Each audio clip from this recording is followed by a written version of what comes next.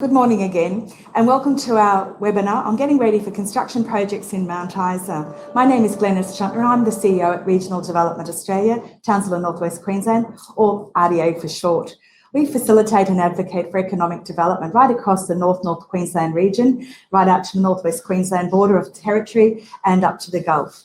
We work very closely with all levels of government and the private sector to progress projects and initiatives that will create jobs in our region and economic prosperity.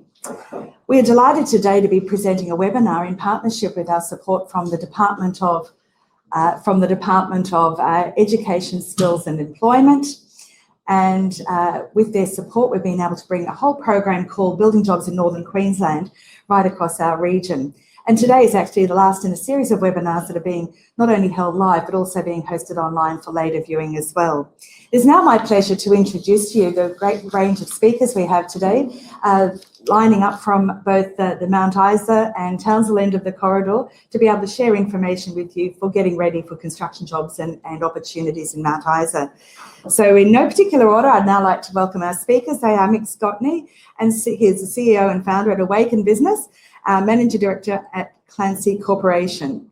Mick comes to us with is a qualified technician, has been in the electrical and construction industry for 20 years and has a passion for helping people succeed. Hi, Mick, and welcome. Katie Owens, from Training and Employment Services Manager at Rainbow Gateway. Katie has been involved in employment services for the last 30 years. Katie initially worked at the Department of Social Security, where she was responsible for the implementation and coordination of job seeker and work for the dole programs throughout Australia.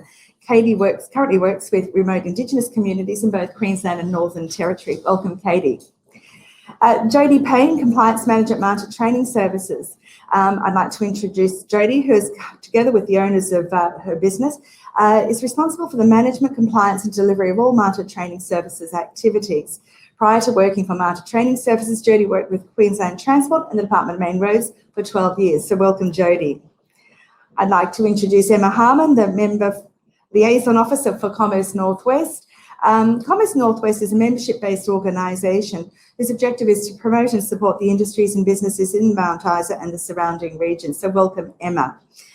I'd like to also introduce Jeanette Warrington, who's the Acting Procurement Manager with QBUILD, which is a commercial business unit within the Department of Housing and Public Works. Jeanette has over 20 years of experience in procurement in the building services market. Welcome, Jeanette. Next, I'd like to introduce Lolita Wright, the Engagement Manager with Construction Skills Queensland. And Lolita works right across Northern and Western Queensland and has 20 years of experience in the vocational education and training industry, with a primary focus on supporting both individuals and businesses to source the best training solutions that meet their needs. Welcome, Lolita. I'd also like to introduce June Powell, who is the Project Manager for the North West Minerals Province at the Department of State Development, Tourism and Innovation. June's role involves supporting this implementation of the implementation of the strategic blueprint for Queensland's Northwest Minerals Province, which is a platform for the Queensland Government to facilitate a strong future for the region that builds on its economic strengths and supports strong communities. And last but not least, I'd like to introduce Tish Andrews, North Queensland Manager with the Department of Employment, Small Business and Training. Tish has 20 years experience working within the employment and training sector, supporting small businesses across the North and Northwest Queensland region by creating workforce development plans with a commitment to sustain long-term employment opportunities for locals. So thank you everyone on our panel for joining us and sharing your information today, and everyone on our webinar. We hope you get some valuable information and opportunities out of today's webinar, and for anyone who can't make it, you can let them know that they can also see this afterwards, as we'll be hosting it on our RDA website. Thank you. Thank you, Glenys. Hi, everyone. My name is Jamie Stacey. You can't really see my face on the screen, but I will act as a moderator for this session today. My role in this project is as project manager. I've been implementing this since March this year. And I'll just quickly cover the intent of the project. As one of the outcomes of this project, we have developed a series of webinars, and the outcomes we hope to achieve is to increase knowledge within the civil and commercial construction sectors about the pipeline of works coming up, Then we hope to encourage better connections between stakeholders and employment and training providers. So one of the first things we did to support the project is to develop a database of projects to better inform the region. That we're covering the regions of Townsville, Charters Towers, Burdekin, Hinchinbrook, and Mount Isa local areas. What we're trying to do is to encapsulate all the projects that are happening in this region and moving forward. They're reflective of what's coming up in the 18 to 24 month timeline. So where did I go to get these information around the construction projects? They're really been gathered from multiple sources. They would be from that are readily available. They would be from your newspaper articles, publications through Construction Skills Queensland, Townsville Enterprise. There is a publication called the Queensland major projects in pipelines, so multiple versions of those. So that's how I've come to compile the information. We've also managed to get a lot of information through our government partners. And recently there was an announcement of in the latest Building Better Regions funding round that Mount Isa has been successful in getting a grant for a $6 million project through the council. So if you haven't looked at our database, please do go onto our website. There are two versions of the database. There are about 200 projects listed there. The web version has the capabilities for you to sort and search and filter and find the information you need quite easily. There is also a PDF version that is, more printer friendly. Next, we have also information around the fact that there are, some stimulus packages that have come out recently to support post-COVID recovery. So there is lots of money being invested currently in a lot of civil works projects coming up,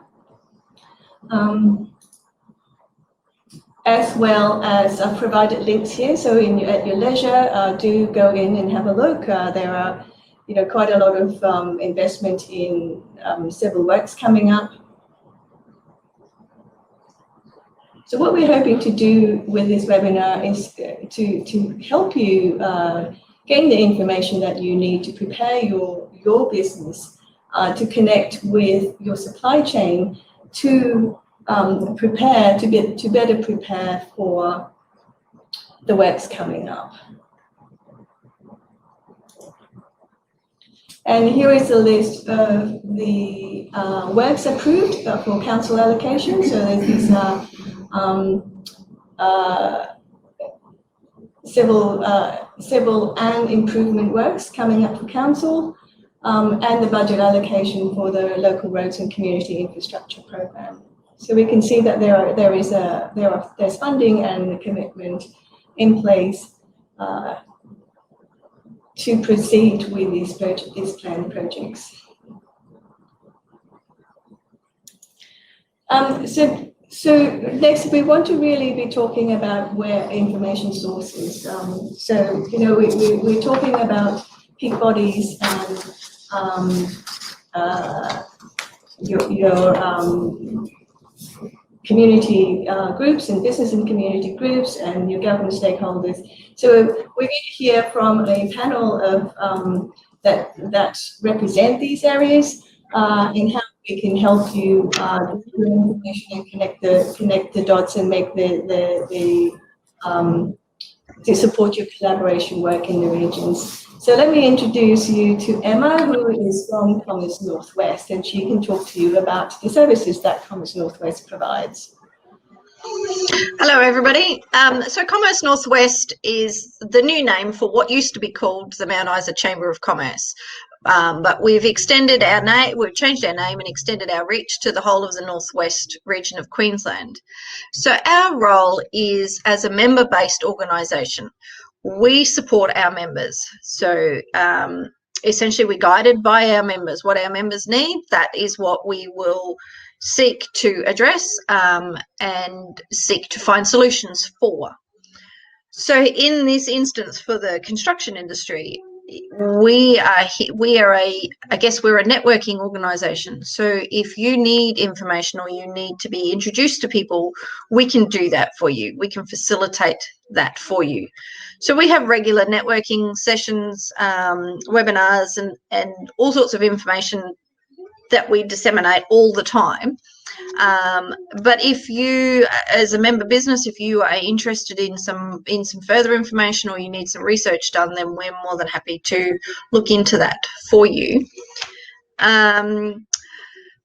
So I guess we're fairly well connected. We can offer lots of things. Our members are the reason for being.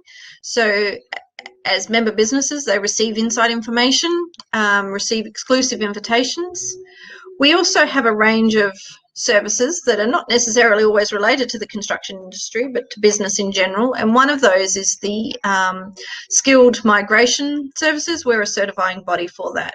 So as we all know, retaining, attracting skills into this region is difficult, and sometimes the best way to do that is, or the only way to do that is through skilled migration, and we can assist that.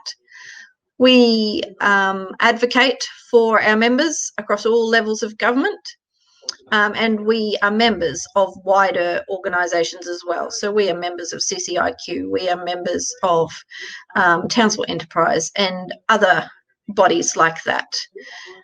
So membership with us can assist your business in all sorts of ways, and I guess it also depends on how involved you guys are with us. So as a member, if you need us to do something, then we can do that. And I'm your first port of call. So when you send an email to manager@commercenorthwest.com.au, you get me and I can direct your inquiry. So yeah, I guess that's us. It's just us in a nutshell. I don't want to talk too long because there's lots more important information about getting your business growing and taking the most of these opportunities. So I'll just hand back over to Janie. Thank you, Emma. Mick, I guess, as a representative of the industry, where do you normally go to get information? I mean, we've talked a lot about sources of information and where they've come from. Where would you normally go for your information? So there's a number of places that we normally go to get information on projects. Being pre-registered with the majority of these websites, tender link places. So there's TenderLink, there's Q tenders, there's e-tenders, which is more for council tenders. There's local government tenders. There's as well a whole heap of private places like Bid Contender, Estimate One, and there's a couple of others I can't think of off the top of my head. Places like Commerce Northwest, as well as being registered with sort of news article outlets. There's a CCIQ generally releases stuff, and there's Industry Queensland often releases information on new up and coming projects, more specifically around mining industry, those ones. But there's other bodies similar to that which are really important, and it's not necessarily that you'll get the opportunity, but you'll find out about a project and then you'll need to go do some legwork and reach out to these companies or find out when they're putting projects out, because it keeps you abreast of what's going on in your region. And even if the project's outside of your scope, there might be opportunities for supply, not directly through subcontractors, or if you're accommodation provider, that you might be able to. But for us, we have a look. If it's a civil project, we don't do civil work, but we might be able to help them set up their camp or other opportunities like that. So smaller opportunities tied in with these bigger civil type packages that come out a lot out in this region. So yeah, that's the general places we go. And once you're registered with those websites, like the Q tenders, which QBUILD release most of their tenders on. So those sorts of places, you get automatic emails, anything that's within your scope. So that's probably the most important way to keep abreast of what's going on and what tenders are available and what works in your region. All right, thank you. Well, next we're going to hear from Lolita from Construction Skills Queensland and the information around, what their organisation does and how they might share information with industry as well. So.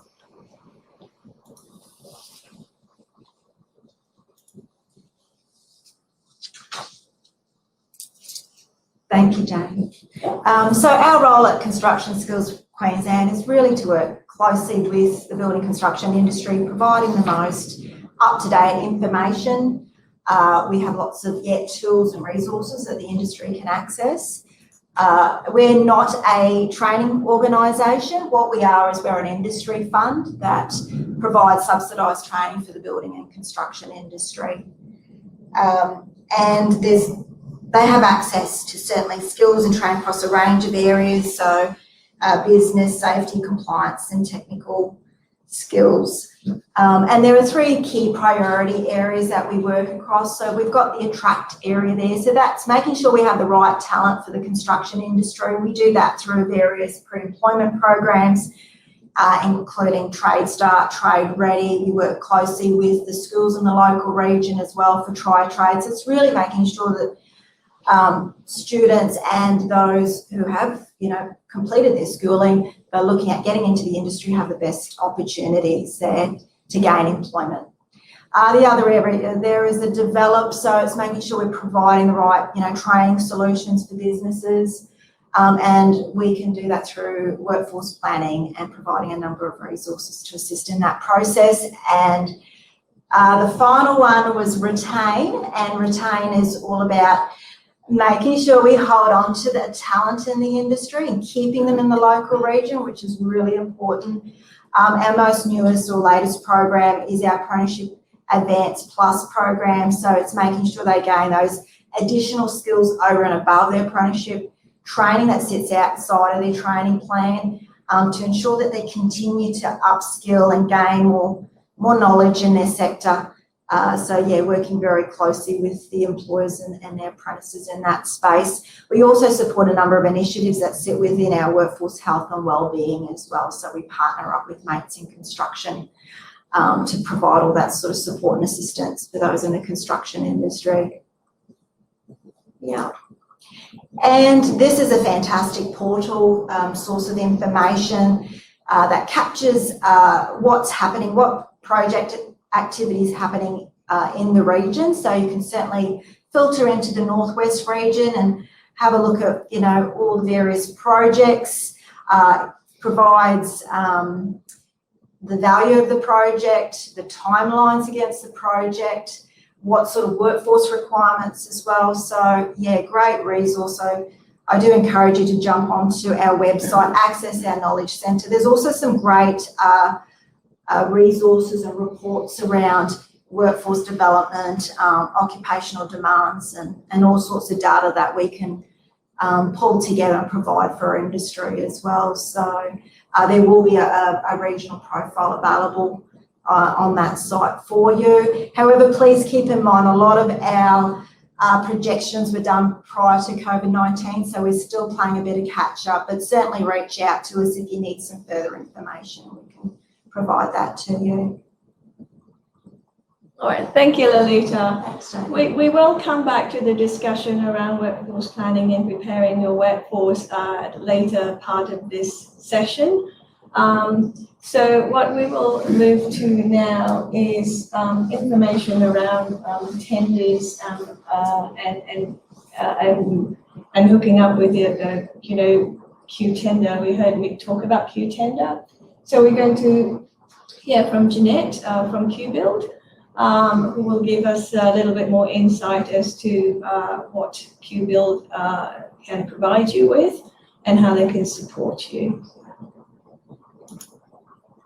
Okay, good morning, everybody. My name's Jeanette and I'm the Acting Procurement Manager for QBUILD. We'll just go through working with government, just the tendering side of stuff. So if nobody knows what QBUILD is, we're a commercial business unit within Department of Housing and Public Work. We procure delivery of building, construction and service maintenance for government departments. We operate across 6 regional areas throughout Queensland, and we deliver over 90% of work via industry through a variety of sourcing solutions.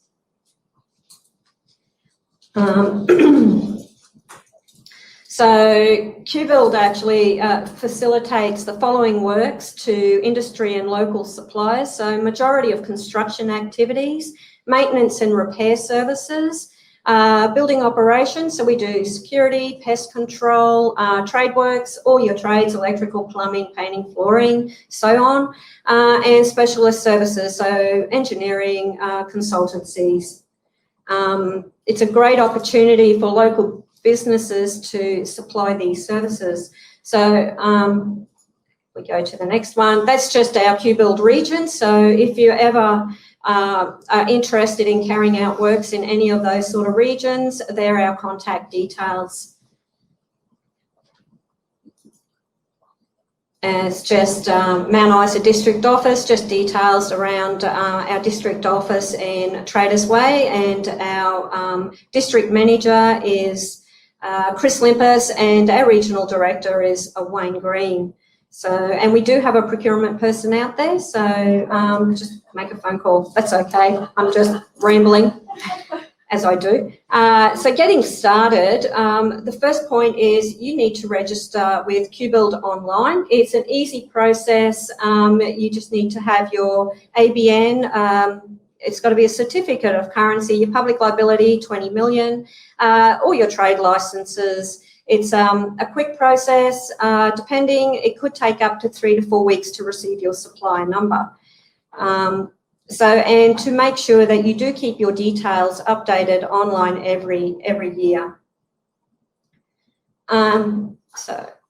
So for your registration compliance, we have documents, conditions of working with QBUILD. So we have one for contractors, one for consultants, and one for suppliers. So when you register, it's quite easy. Just read those documents to see what you have to abide by before registration. So if a contractor with pre-qualification, if you want to tender for works over $1 million, you have to actually go through a pre-qualification registration. That is with PQC, who sits under the banner of Public Works and Housing. It's not QBUILD related. They actually go through more of a finance registration. They look at your finances, work that you've carried out, basically your capacity and your capability. With consultants, it's anything over 60, you have to be PQC, and it could be a rating from 2 to 4. And there is a website that you can go on to read more information on PQC. But yeah, that's just the same. So our tender options that we have IRIS tenders. They're our works and services. They're anything up to 250,000.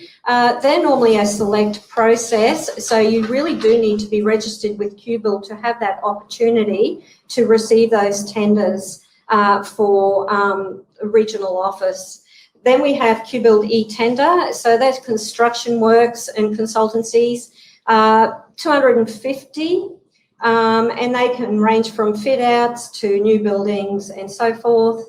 And then we have Q tenders, which we advertise anything that's over 250. It could be ranging from service maintenance contracts, outstanding offer arrangements, and it will direct you back to our e-tender, our QBUILD e-tender. It's a easy registration. Good to be registered for that because it will give you, generate an email if you've selected carpentry. It will send you an email saying this is what's coming up.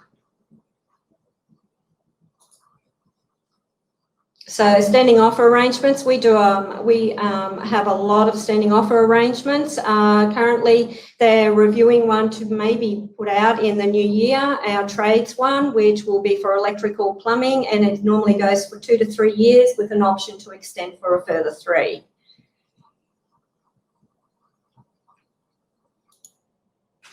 This is just potential industry opportunities. A lot of this is in Townsville. One that was recently broadcasted was the 100 million works trades is the Queensland Economic Recovery Strategy. So I think there's about 25 that's been allotted for North Queensland region, and I'm not quite sure if there's any out in Mount Isa.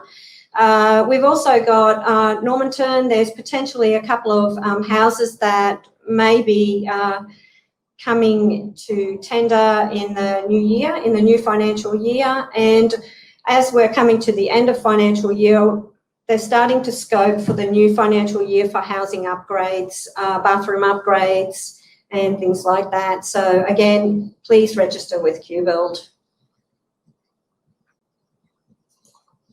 And of course, we're big on workplace health safety. So we have safety systems. We have also our QBUILD induction online. So anybody who wants to work with QBUILD, employees, subcontractors, have to actually go online, do the workplace health safety induction. It only takes like 40 minutes. You get a card with a number, a printout, and I think it's valid for 2 years, and then you update.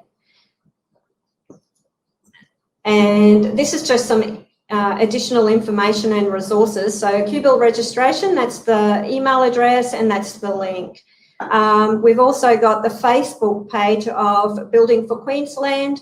If you have a look on there, there's always advertising up and coming projects across Queensland. We've got the Q-Tender website, also the Q-Tender website for future procurement opportunities for suppliers. So that's all of Queensland. You can filter down to what maybe is in Mount Isa, Brisbane, Townsville. Good. It's just stuff that's in the pipeline that may be coming up. We've also got our e-tender website. That's our QBUILD one. That's where we advertise a lot of our tenders. And really, you don't need to, you just register to get the documentation. And there's also that's our email address, QBUILD Purchasing. If you've got any questions, just email that, and one of my staff or myself will pick that up. Okay. And that's it. Thank you. Thank you, Jeanette. I forgot to mention that the slides will be totally available to you at the end of this session with the recording. And if you do have any questions, please use the right-hand panel of your screen, which is under Q&A. Post your questions there, and we will attempt to answer as many as we can at the end of this session.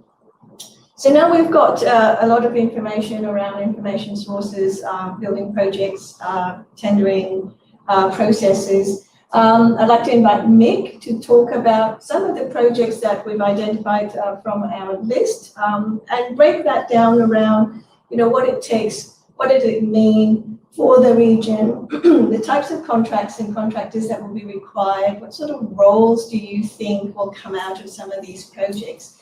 Mick, what are your thoughts around the Copper String project? I know that it's some way in the future, but what would be your thoughts around the types of work that would be coming out from that? So the Copper String project, while it is in design stage and it looks likely to go ahead based on what you read,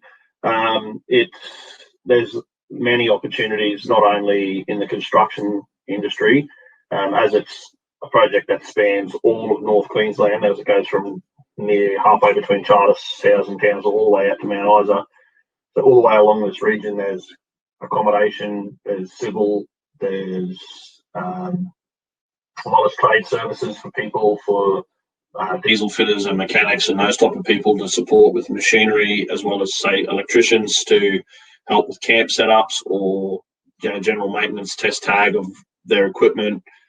So there's a whole range of opportunities ranging from massive to very small, depending on, I suppose, the size of your business. So it's lot of people see that and go, oh yeah, that's a huge project. There's nothing in that for me. But as a business in this region, you just need to be a little bit more, I suppose, open-minded and think differently about what opportunities they are, because there's lots of indirect opportunities with projects the size of CopperString, multiple $1 billion of project, and a lot of, when you see those big numbers, a lot of small contractors just sort of go, oh yeah, there's nothing in that for me, and forget about it. But they need to, I suppose, think a bit differently now and start looking for opportunities to supply to subcontractors, tier 2, tier 3 opportunities, I suppose. And not only with opportunities during construction, I think there's a huge opportunity in the industry with that CopperString project will unlock.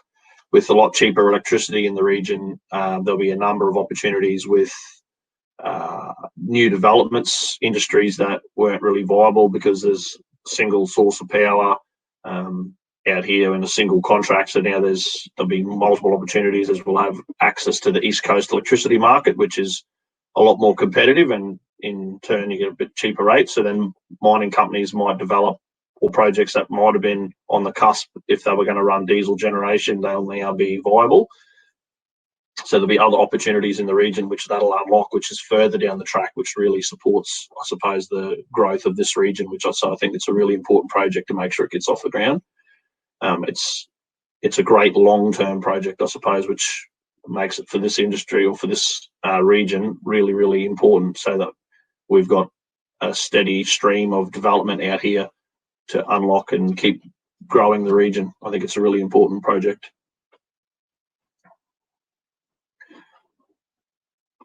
There was some other projects also, Jenny, that you mentioned. Do you want me to go into those, or are we going to a round table?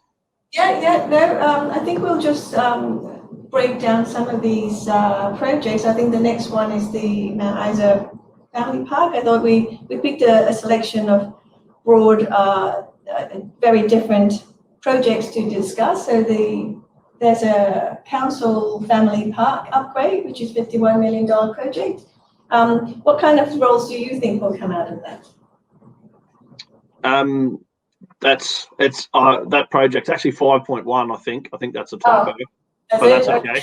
It's but it's that's the redevelopment of the Mount Isa, or the upgrade of the Mount Isa Family Fun Park, which is a fantastic facility in Mount Isa. Lots of families use it. There's skate parks and playground equipment and water park and a whole range of stuff there. And I think the upgrade there's replacing aging equipment, new swing sets, flooring, a whole range of projects which I think could be really good. There's also so there'll be opportunities for lots of contractors in town for that, as well as they'll need to bring in some specialty, I suppose, specialty people that specialise in playground equipment and soft formatting and stuff, which I don't think anyone local does that kind of stuff. So that will be an interesting project, because it'll be a mix of out-of-town technical ability, as well as supported by a lot of locals. So there'll be a small amount of electrical work. There'll be some plumbing, no doubt, with modifications to water park. There'll be some civil type work. So there'll be opportunities for civil contractors in town. So accommodation opportunities for supporting these out-of-town specialised contractors that will need to come in.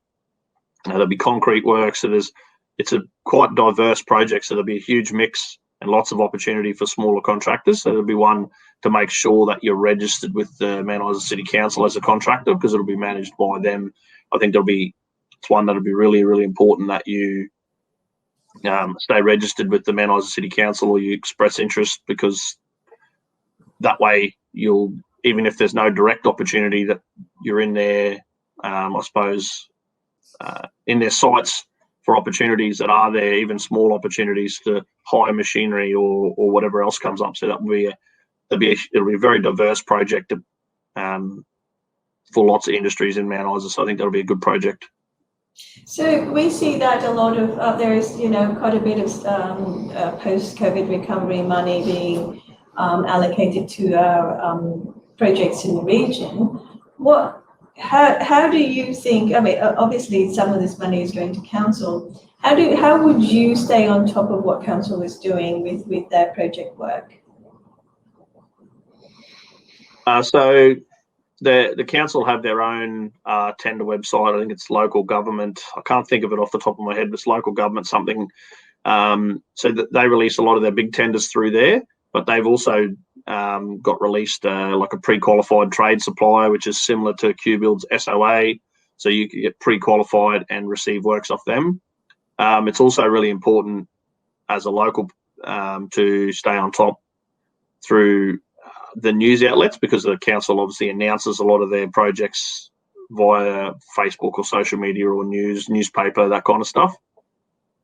So in respect to the with the local council, it's always good to just keep abreast of what's going on, and then you can reach out to the council and ask what opportunities there are, because if you're not in front of them, or you're not creating the opportunities for yourself, you might miss out. If you just sit there and wait for someone to call you up about it, then you'll quite often miss these opportunities with the council, because they have a range of, say, 3, 4, 5 contractors who want the work. If you're not one of those, you'll miss out.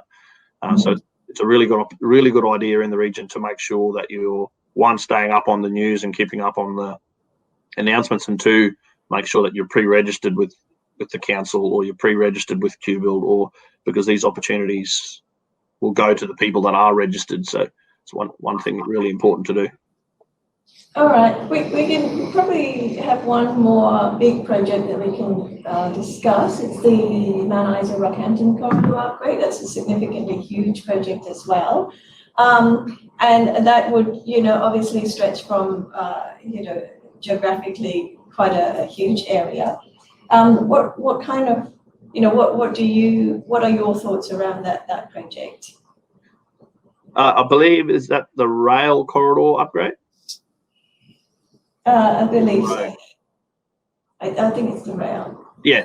So, sorry, I'm just making sure I had the right project before So I think, again, there's a fair few opportunities in the civil accommodation and a whole diverse range of trades, similar to the copper string project, because it stretches such a long distance and a big span. There's opportunities for lots of small contractors along the way to take advantage and leverage off the tier 1 or 2 contractor that would win the job or win sections of the job. You can reach out to those and get procurement opportunities for supply of materials, or supply of accommodation or food or meals or civil equipment, or even electrical test tag. If the Winton electrician can reach out and do the that little section of the work and do the test tag or the repair work for that work while they're there. So it's similar to the copper string project. There'll be a range of opportunities, but they'll be for the businesses in this region. A lot of those opportunities will be like tier 2 or 3 opportunities, where you would reach out to the person who wins the work, because it will be a quite big contractor. There's a number of big ones that specialise in that type of work, and it would be one of those that would win that work, you would think. So it'd be an opportunity to reach out to them at the next level down and get some procurement opportunities through that, whether it's supply or delivery of services, like you say, like a plumber or electricians or aircon guys fixing aircons or whatever they need. But I think the biggest opportunity for businesses in this region is at that level, not necessarily competing on the for the project directly. All right, thank you.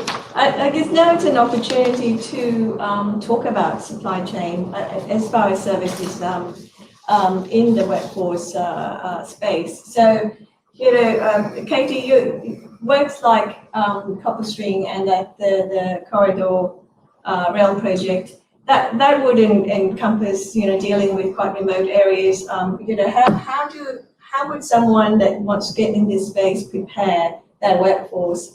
To prepare, to have that discussion around, what resourcing do they need, and how do they go about it? Okay, I think the main component of any tender when you're going in and putting in for any jobs that you're going to do outside of a centralised area is it's vital that you go and look at the site. Seriously, you need to see what's there and what's not there. You need to engage with the community development program providers that are out in those regions. They have access to people and candidates who are unemployed looking for work. I think the bigger amount of lead time that you have, you're able to work with those providers and the candidates to make sure that they're suitable for the jobs that you're looking for, and that we get enough time to then look at upskilling if necessary. and working with RTOs to be able to get those people ready for the jobs that you've got going. So it's a lot of communication that you need to have and know your area. And I also would like to just quickly touch on, because no one seems to have talked about it, is the Indigenous procurement policy in your IPP with state and federal tenders, and the importance of anybody as a contractor actually meeting those requirements under the legislation. Your CDP and your job active providers can also assist you in finding Indigenous candidates that will help you to actually meet the IPP requirements. And yeah, that's probably all I've got to say about that. Yeah, all right. I could go on forever, but you don't want me to go on forever. So Lolita and Jody here, what are your thoughts around the preparation of your workforce and workforce planning? And that's the space that we need to be thinking about in preparing to pick up some of these jobs. Yeah, well, certainly, as I mentioned previously, in our attract areas. So, yeah, that would be, assisting those in the region, locals in the region, to get the skills that they need, or even just to be exposed to construction. So we can, if we know there's a particular project, and we do work very closely with major projects in the region, so we can have a pre-employment sit alongside and getting that work experience opportunity, and hopefully, outcomes is ultimately job outcomes at the end of those programs. Even like I said, as early as while they're still at school, offering that try-trade so they can get a taste of what it's like and of each different sort of trade area, to give them an informed decision about this is really the career pathway that they want to take. So yeah, certainly as early as we can, like Katie mentioned, all that prior preparation and building up to, if we know there's going to be a major project, all that preparation beforehand, and as well as when the project actually starts, commences working alongside with that particular principal contractor to make sure they're providing the best opportunity for those entering the construction industry, as well as those that are currently in building and construction, that they're getting the skills that they need for that project and future projects as well for the region. Yeah. What about you, Jody? Well, with the training world, RTOs love to contextualise their programs to suit the client. So if the client's saying that they need to do a project, say, out in the middle of nowhere, but they want certain documents used, they can feed that information to the RTO, and then that can become part of the training. So it's okay to send someone to an RTO to learn how to do pre-starts or JSAs or to what PPE to be wearing, but if they all work together, then the RTO can be including what the contractor wants straight into their training, so that when they get on site, they're already familiar with what their start of day and end of day processes are. So yeah, it's all about that communication. What has your experience been? Can you relate it to a project that you've been part of? Well, with our traineeships, there's any traineeships in any course that we do. If if the client says we've got 8 people, straight away we start modifying our programs to suit whatever they want on site. Yeah. And Joni, we would certainly partner. It's all about relationships and that stakeholder engagement, particularly in communities and remote communities, where we would all work together collectively with the registered training providers, with Job Active, DESBIT as well, to make sure all parties come together to assist in that process. So, yeah. Mick, there's a lot of information out there, obviously. How does a contractor, identify where they would, where would they start? Obviously, having attended something like this today, there is a lot of information. Where would someone start with that? So firstly, I would start by just getting a list of all of the places that have been listed by the fantastic people on this webinar, where you can register, the QBUILD e-tenders, local government, through the slides, and just check them off the list and get registered with everyone first. And then once you get registered, you start seeing the tender opportunities and start seeing these opportunities. Even if they're too big for you, it's a good opportunity to find out. And most of these public tenders are publicly listed who's won them, so that you can go and reach out to them. I think anything over a certain value has got to be publicly listed who's won it, so you can reach out to them as a subcontractor or a secondary supplier. So the first step would be definitely to get registered. And then once you've registered, then it would be to start working through the tenders and filtering what stuff you want to pro-tender for and what stuff you don't want to, what's inside of your capability and what's not. And just to touch on that workforce planning that was discussed before, as a business, it's a really fine balancing act. It's why it's really important as a business in this region, especially to attract good staff to live in the region and develop staff that live in the region. So it's a fine balancing act. So it's great that we can win all this work and all of a sudden you've got no people to do it. So it's a fine balancing act to have enough staff, but also have a business, and you don't want to have staff standing around doing nothing because there's no work. So it's a fine line, but it's one thing that you need to be prepared for, because you can't just snap your fingers and get staff at the drop of a hat to race out here and do work. You've either got to accommodate them or fly them in and out, which we're not big believers in our business. But so it's quite a fine balancing act, and it's really important that you build relationships with the training partners like Marta's, like Rainbow Gateway, like all these other places, and that way they might have access to who's skilled up in that, who's looking for work, who's not. So that way you can, I suppose, manage your workforce a bit. But that's probably a secondary problem. First problem would be to win the work or to get access to those tenders. But once you start winning work, it's a really fine balancing act to make sure you've got the right resources. All right. I was going to say, can I just put a little addition? Sorry, is that all right? Please do, yes. One thing I was thinking about while you were talking about all these different sources of information and the processes of registering and things, one thing I want to encourage particularly smaller businesses who are looking to enter this space is that the organisations who've put these jobs out want to complete these projects. They want to get this work done. And so if you're proactive and if you go and ask them questions, if you engage with the person looking after the tender, the procurement officer or whoever it is that you're dealing with, or like Mick said, the tier 1 supplier, if you engage with them and build a relationship with them, it will help you. Like, it's not going to fall into your lap, but they want the job to go well. They want the job to come in under budget. They want the job to run smoothly. And so if you could show them how you can help them do that, they will love you and they will give you the work.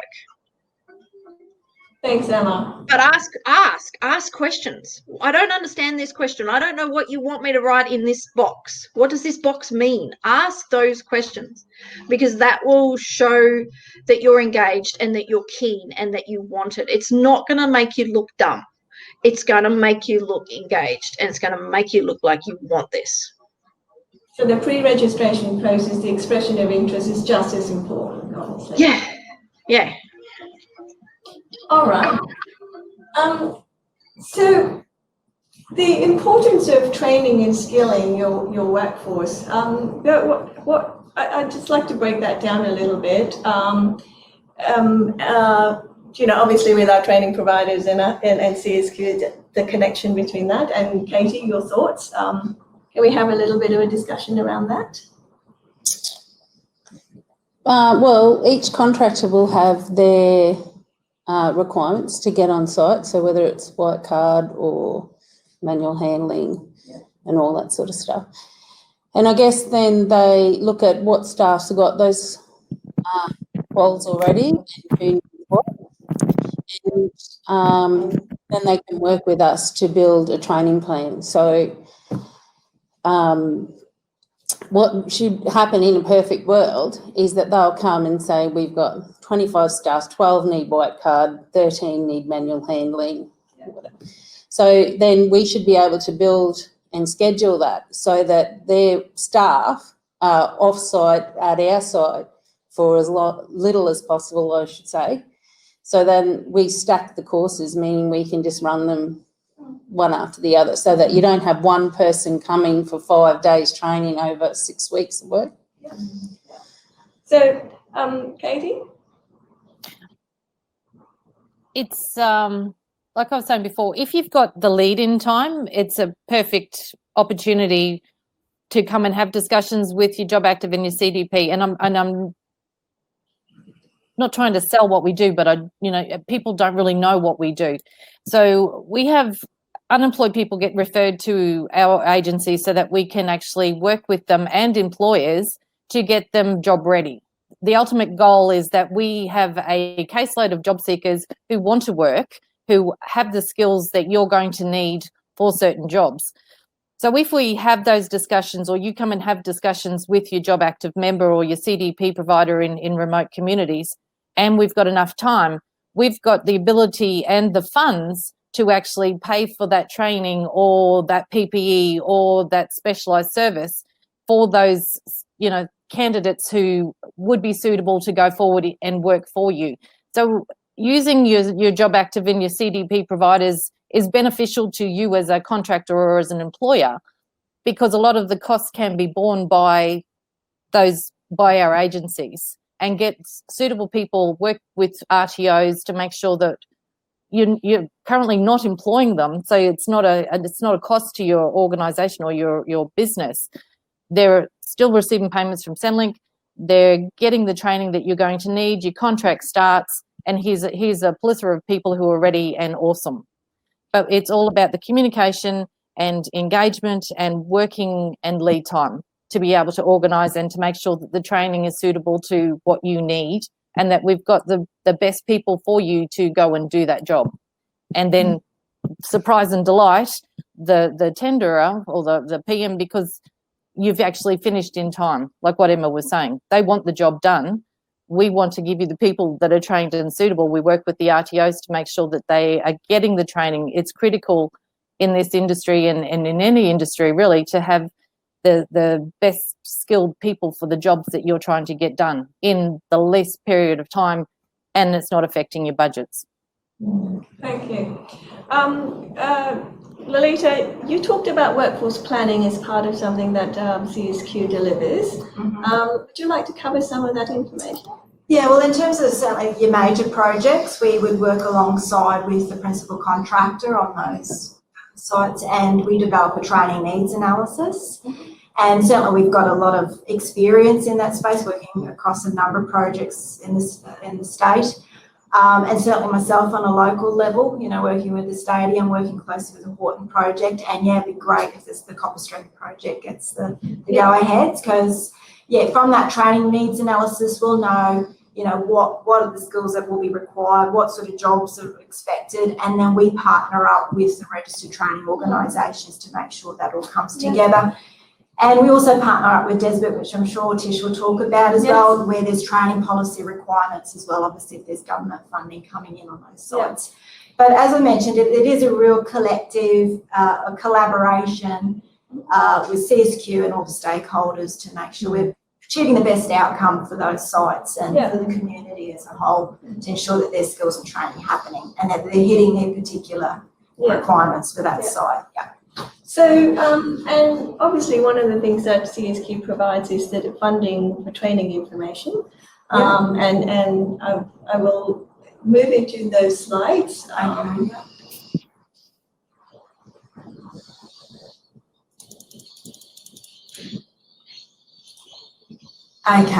So just so you know, with our funding, we receive our funding through a levy, so we get a small percentage of every construction site over 150,000. So that levy obviously gets channeled into the programs through our industry consultation. That's how we determine where to channel our funding, and we do that, obviously I do that on a local level, and we do that right across the state as well to get a good indication of what's needed by industry. Our biggest area for investment is our developed space, and that includes, you can see there, our short courses. So that's from your white card, elevated work platforms, working at heights, all those, short, sharp courses. We also have our high-level skills area, so that's your certificate 4 to advanced diploma courses. So if you're looking at upskilling or you're looking at career advancement. You know, there's lots of options there. There's also a lot of online options. So registered training organisations have really developed their resources in that space, particularly as we've been, you know, with COVID-19, to make sure that that's available for individuals to access, as particularly in communities and remote areas where they need that sort of online learning option as well. Do you want me to go to the next slide? I'll just mention, so skills assessment gap training, that's recognition of prior learning. So those are the existing skills, but no formal qualification. Our most new out of our programs we just launched recently was our small business program. So we've been talking about building that capability and capacity for small businesses so they can access our funding for a range of programs such as estimating, quoting, budgeting skills, business development. So yeah, we're really making sure that businesses survive and prosper and grow. So, yeah. And retain, I touched on that earlier, so the apprentices, as I mentioned, can access our funding. For the apprentices, it's fully subsidised, whereas for the existing workforce, it's up to 75%. So we're providing a bit more, obviously, funding towards the Apprentice Advance Plus. And just a snapshot of some of the, you know, the most in-demand courses that we're seeing. So just a list of general construction, the top 5, and our top 5 civil construction. And we can certainly see the growth sector in that civil space and a number of courses there that are most needed. And higher levels, again, a snapshot of general courses, Certificate 4, certainly seeing an uptake in the Cert 4 and electrical hazardous areas. And in the civil space, the Cert 4 in civil supervision as well. And then we have our CSQ portal, or where you can find all our information. So it's just a matter of jumping on the website, typing in the course that you're interested in. You can also filter on the registered training providers that hold contracts with us in a particular region. So you just filter on the Northwest, which would bring up MARTA training and the local training providers, and yeah, who to contact to find out more about that course information. All right. Yeah, so. Can I just add to that though?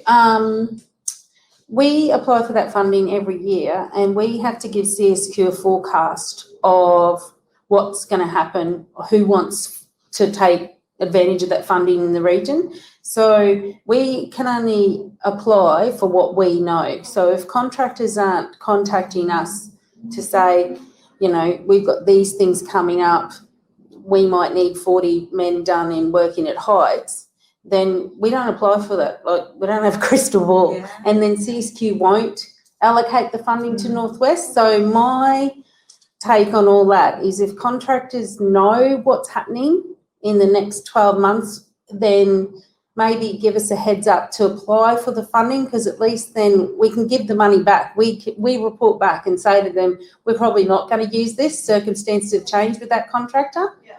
So even if Mick doesn't know that what his works are for the next 12 months, if he can give us some kind of idea and we can apply for that funding, then, you know, I feel like it's better to have the money and give it back rather than try and find it towards the end of the funding year. So that collaborative model is really important. Yeah. Thank you for that. Yeah. So we also have some slides from our Department of State Development, which we were hoping that June could join us, but due to some technical issues, she's unable to do so.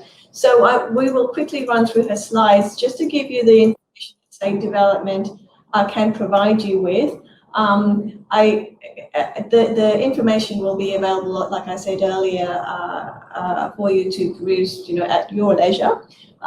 But here are some of the support services that the department can provide you to help you connect the dots and you know, help you prepare for picking up these jobs.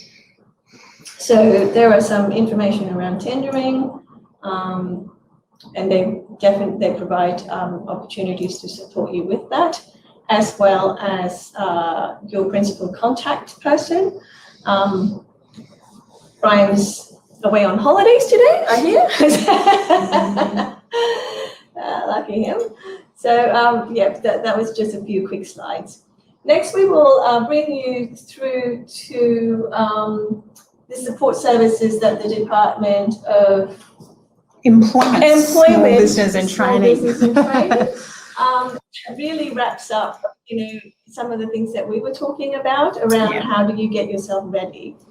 Yeah, thank you, Jenny. Thanks so much for inviting us to come along. Just sitting and listening to the conversations this morning is certainly many elements of what our department is able to contribute to and support to. So our commitment is definitely to supporting the construction industry within Mount Isa region. For those who are not familiar with our department, we have three very key portfolios: our employment, small business and training. At this present moment, we've certainly, they're all key priorities in terms of our sustainable economy for now and into the future. Look, I've just a couple of notes. I'll digress a little bit from the slideshow, but look, a key priority for us, especially around that employment space, is definitely working with our employment supply chain, very much in collaboration with all of our employment providers, CDP, our job active providers, labour hire, apprenticeships, traineeships providers. Our schools, our job agency play a very big role. Just back to the first slide, sorry, Janie. You're right. Secondly, definitely working with our small business to identify those areas. We talked a lot about workforce planning and development. That is a huge priority for us. Our main priority is to support small business to start, employ and definitely grow. For us, it's about building capability and capacity, and that workforce development planning is key. My thoughts are with the department is that we work very closely with those small businesses that are looking to be competitive with these jobs. Really being reflective of where they want to take their business and being realistic in terms of what they want to achieve. So that we definitely use the Jobs Queensland workforce planning tool that Tamlin has mentioned there. But that's definitely a key priority area for us, especially now while we're going through COVID, where businesses are having to diversify and look more broadly than what their currently core business is right at this point in time. Look, another key priority for our department is connecting and regulating. The connecting is around the promotion and the awareness of our current and ongoing programs that we've got going all the time that are funded even before COVID. So that's very important to us to really connect those small businesses to those programs. And one of those programs I've highlighted on that first slide is definitely the Mentoring for Growth program. And definitely supporting Mount Isa businesses to grow and succeed, especially in the current environment. Now, our Mentoring for Growth offers those eligible businesses free access to our volunteer business experts. We are very measured in terms of how we match a mentor to the right business. Our business mentors are actually small business owners themselves, and we definitely try to look at those mentors that have the same or past or present experience within that industry that they're helping that small business in. So they'll look and work with those businesses that are looking at workforce planning and development tools relating to their challenges, opportunities, and they aim to build the capacity and capability for all of our businesses to grow and be competitive. Now, that's actually a free support service that we do offer small business. We do rural and remote servicing. Given our technology now and pushed into that innovative space, we can definitely look at those connections. So I would be encouraging any small business to be considering our Mentoring for Growth program, especially around that workforce development planning space and building capacity and capability. Now, the next one, thank you, Janie.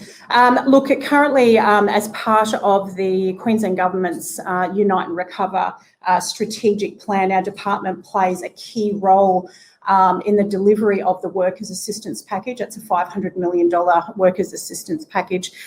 Look, a range of support services under that package. We've got the Job Finder website, where we're actually linking job seekers to jobs and also employers to job seekers. seekers. We've got access to over 200 recruitment agencies across the state. So definitely would encourage small business to connect into that site. We also have the adaptation grants. Now, a recent announcement last week was that we've got round 2 coming, given the need from round 1, with over 12,500 applications from small business across the state.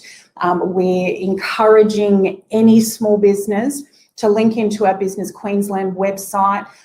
There is an eligibility tool there now, and we are encouraging anyone, even if they've applied for round 1 and haven't heard anything yet, we're encouraging them to apply for round 2 regardless, to get their evidence ready now for that lodgement as at the 1st of July.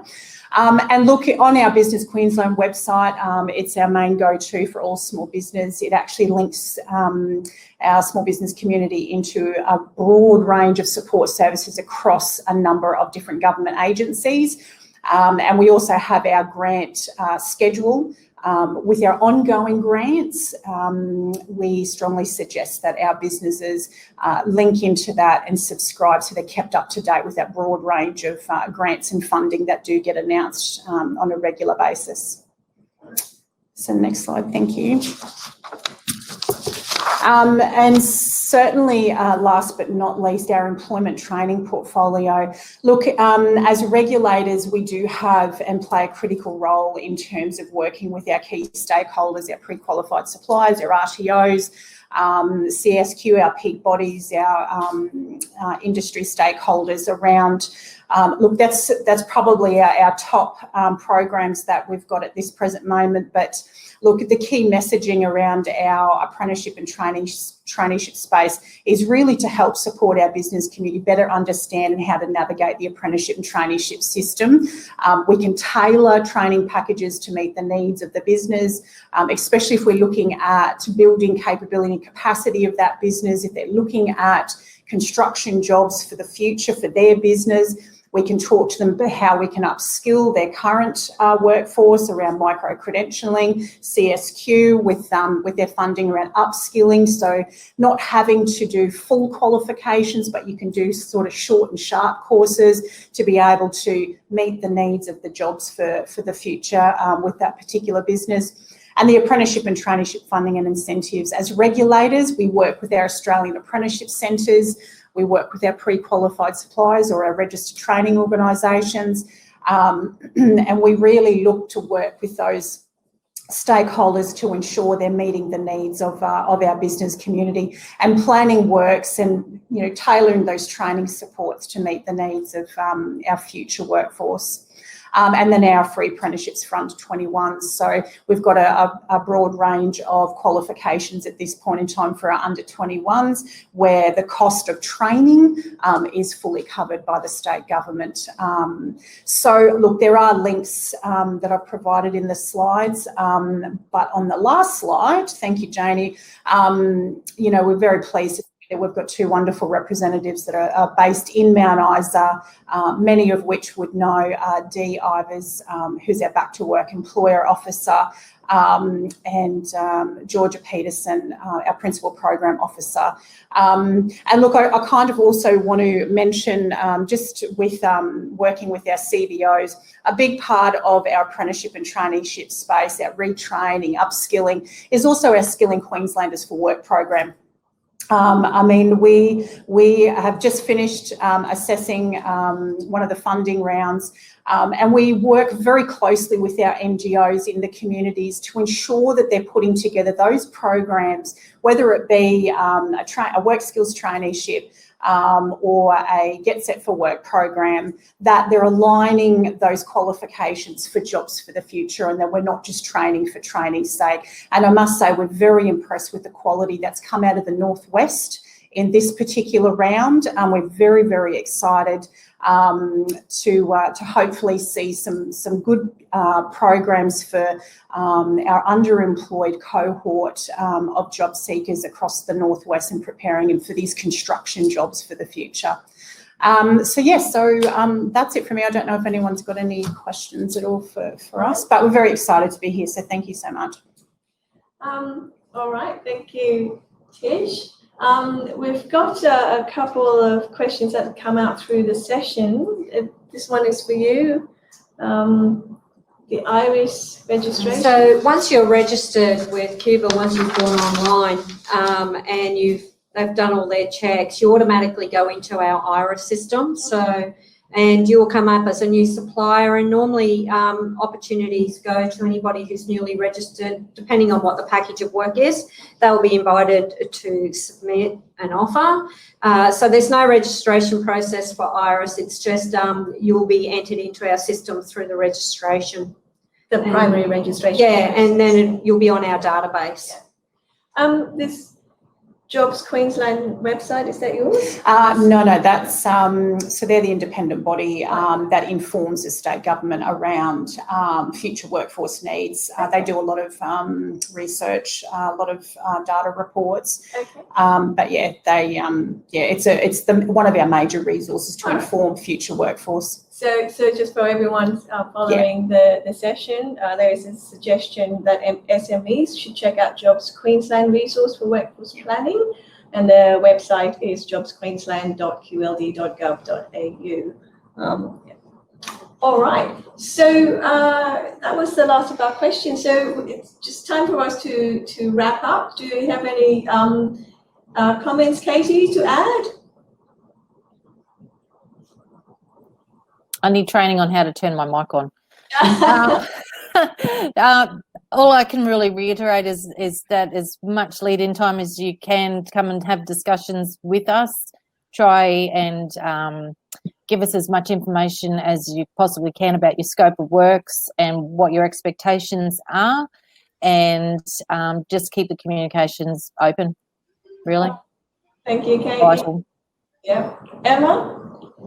The only thing I guess I would add would be that I hear, not all the time, but fairly regularly from local businesses, dissatisfaction, complaints, whatever, that contracts are going to out-of-towners, that some of this work is not getting done by locals, and that locals are not getting the opportunity. And I would encourage locals to get involved. So if you, the old saying, don't complain about something unless you're prepared to get in and change it yourself. So if you see an opportunity coming up, then make the most of it. And you might not get your first one, you might not get your second one, you might not get your third one, but keep trying, because you're not going to keep the work local, and you're not going to keep the money local if you don't get in and have a go. Great, thank you, Emma. How about you, Mick? Yeah, also, like on both what Katie and Emma said, potentially a little bit of feedback for the people that are involved with industry and work with the construction industry. One thing I find is that the lead times are getting shorter and shorter and shorter on these projects. So you have less and less time to plan and prepare, and they're putting more and more pressure to shorten up the project timeframes. Happy to shorten up the project time frame, but give a suitable lead time so you can plan for it, and then you can deliver the project a lot quicker and a lot better because you've had that planning stage. So that's potentially some feedback to make sure they don't cut short that lead time for planning and design and drawings and also procurement. And then also what Emma touched on about getting out and get involved. And what I've found in our, I suppose my experience is that a lot of the local bodies want to use a local contractor. So if you're a viable option and you put in a valid submission, most of the time they will work with you, have a conversation with you about capability, capacity, and they want to help local people build capacity. And there's a lot of support there. So don't be afraid to put in for it, even if you're not 100% sure whether on some of the detail. Talk to whoever's putting the tender out, because they want to use local people. It's only when they don't get viable options that they go out of town, or people with the capacity. So, and don't be afraid to bring in capacity to supplement you. If you don't have, reach out to contractors on the coast and say, hey, there's a portion of this work that we don't know how to do. Would you be interested in working with us, or putting in a submission with us, or being a subcontractor for me? and that way the work stays local and you can build your expertise by bringing in technical experts. So don't be afraid to reach out and bring expertise in, and make sure you do that planning stage early on. It makes a huge difference in delivering projects successfully. Thank you very much. Great, thank you. And yet again, we're hearing the collaborative model is quite vital in this in preparation. Going around the table here, should we start with Jodie and then yeah. I think I said all I had to say. Yep. Plenty of lead time.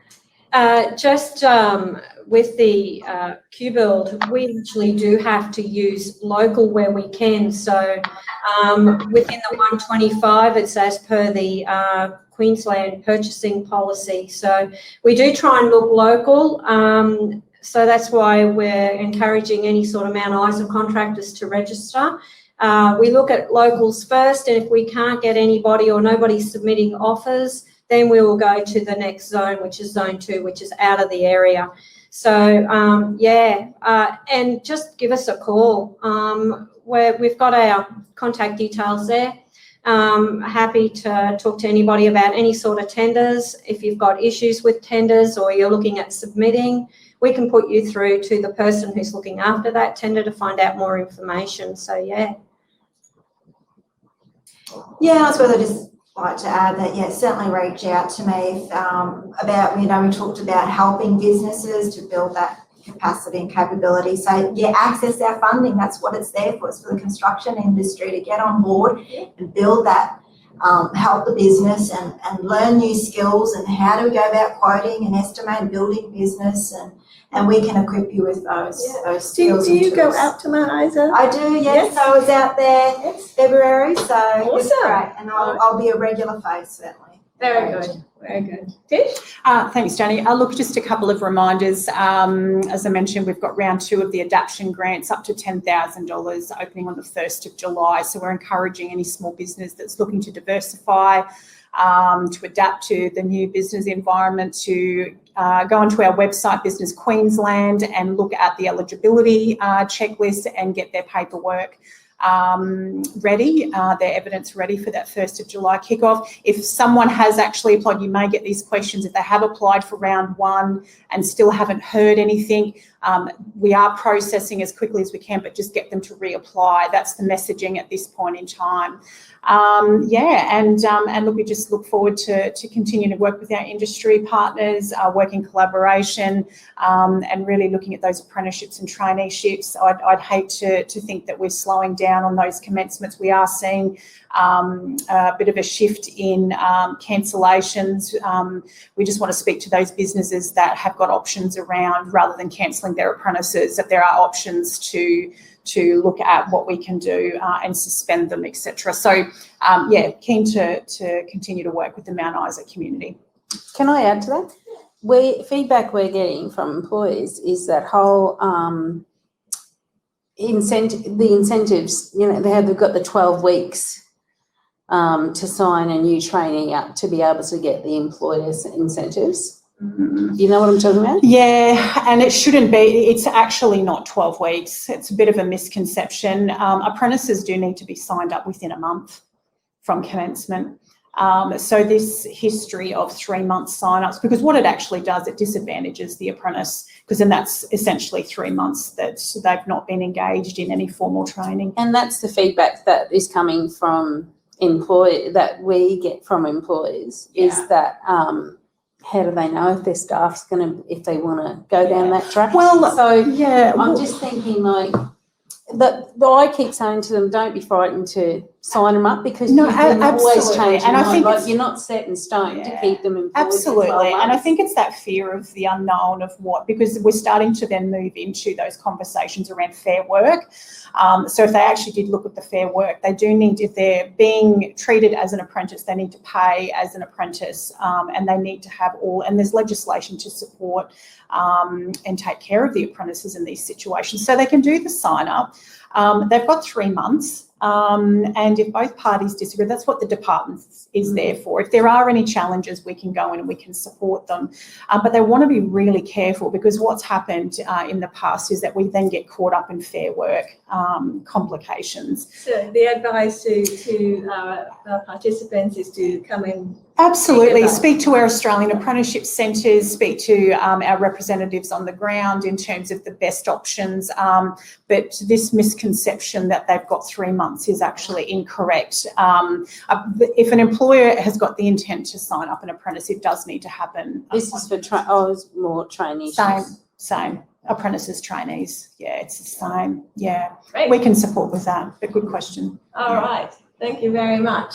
So if you do have any questions, don't hesitate to send me an email, go onto our website, but please do, at the end of this session, there's a feedback form. Please do give us your feedback, because that will provide us with valuable information in preparing our next information sessions. Well, thank you very much, everyone. Thank you to our panel for their time and expertise.